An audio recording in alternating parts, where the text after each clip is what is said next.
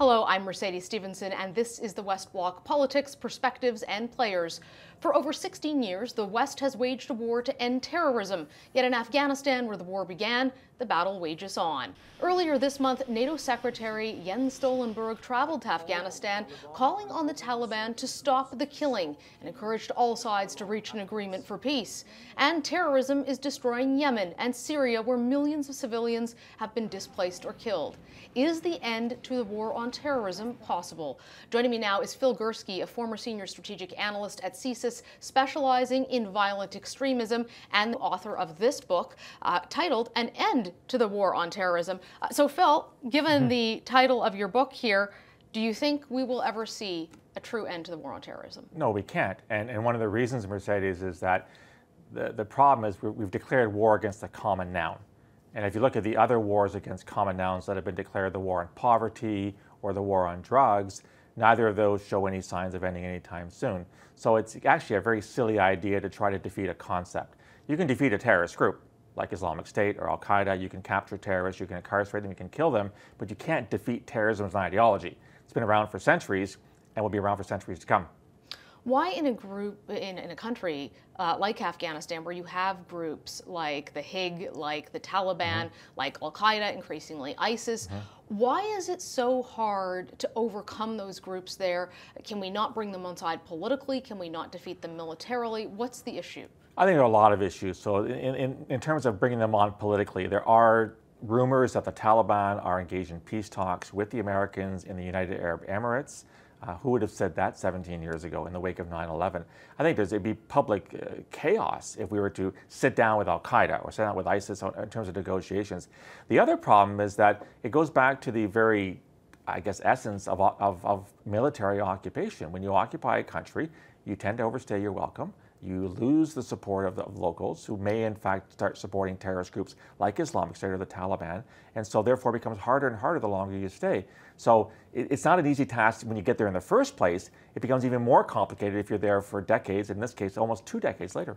So perhaps Afghanistan and Iraq might be a lost cause. How do you deal with other countries where maybe they haven't reached that tipping point yet, but terror groups are taking hold?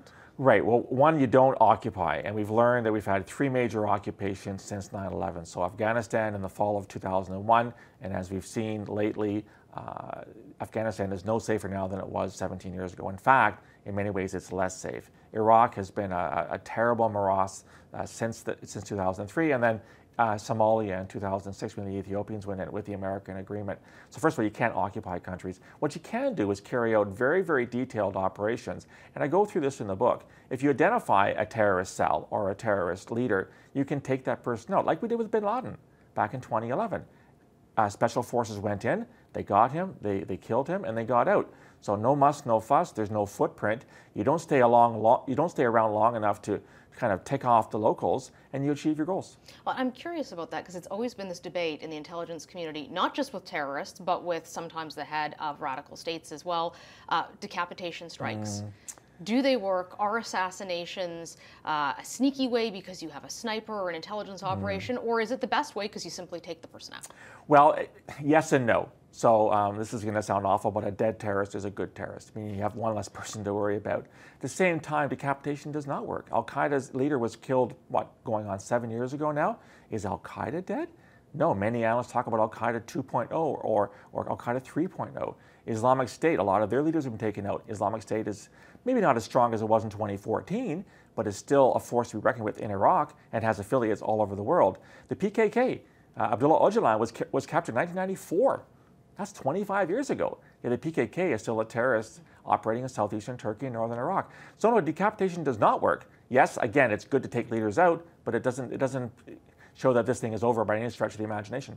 So you're an intelligence guy. I'm guessing your argument is more funds, more resources for intelligence versus military if you're dealing with terrorist groups. Absolutely. I mean, my bias is obvious, having worked for CSIS, but I argue in the book that, in fact, you do want a lot of more resources and funds devoted to CSIS and the RCMP. They can do their investigations. So we're talking about Canada, basically. Do their investigations, collect evidence that can be used in court, lay charges, get convictions and incarcerations.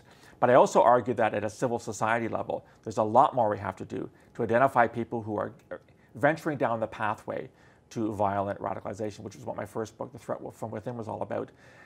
What can we, what are the signs?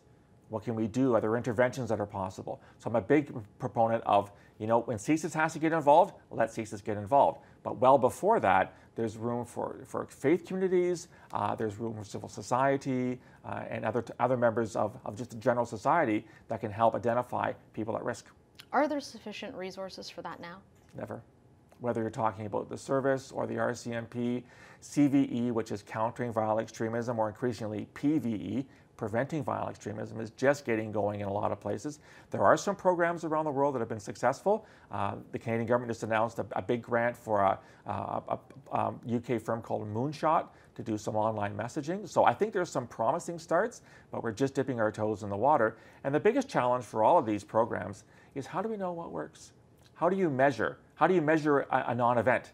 How do you say that, well, we dealt with Mercedes, and because we dealt with her, she didn't radicalize, get on a plane to join ISIS, or strap a bomb around her? We can't answer that question. It's a challenge. They're aware of it. They're working on it. But I don't want to poo-poo these things. They're a fantastic idea, but I think we have to get a lot better at trying to figure out what works and what doesn't. We love to use military and combat lingo in the West. We like to Yeah. the war on poverty, the war on drugs, the war on terrorism, battle against insert a disease here. We always tend to use these terms. And you're somewhat critical of that the application of this terminology actually shapes our thinking, and that's part of the problem. Explain that to me. Well, it does, because we've seen this problem primarily through a military lens. So clearly, in the wake of 9/11, there was no response other than we had to send our boys over to Afghanistan to get Al-Qaeda to try to eliminate them. So I get that. But the problem is that becomes, if your only tool is a hammer, you see everything as a nail. And I think what I'm arguing for is that on really rare occasions, you want to see this through a military metaphor, but in many occasions you don't, because it biases your response to it. So if you're always sending the military out, what if the military isn't the best tool to use? We're seeing that now in parts of the Sahel, in North Africa. Do we really want this to be a military solution in Mali and Niger? I mean, it hasn't worked so far, so why do we keep adopting or using the same solution to problems that vary across time? That's why I think there's a problem with it, is that it tends to kind of put you, it kind of frames the way you look at things, and it constrains the actions that you take. Are you optimistic going forward? I am optimistic in the sense that terrorism, at least from a Canadian perspective, is a very marginal phenomenon. As we have successful attacks in this country, but they've been few and far between. I'm not optimistic for Afghanistan. I'm not optimistic for Iraq. I'm not optimistic for Somalia. But generally speaking, we got to stop seeing this as an existential threat. It's a real threat. We have to deal with it. But when you frame it as existential, you throw all reason out the window, and your responses are often over-exaggerated. So we have to put this in perspective. Use the strategies that are efficient and effective where they will be, a variety of strategies, but we got to get away from this notion that we're going to defeat terrorism as a concept, and that we can only do this with a military muscle. Really fascinating ideas and thoughts. Thank you so much for joining us, Phil. My pleasure, Mercedes. Thanks for having me on. Well, that's all the time that we have for today. I'm Mercedes Stevenson for the West Block.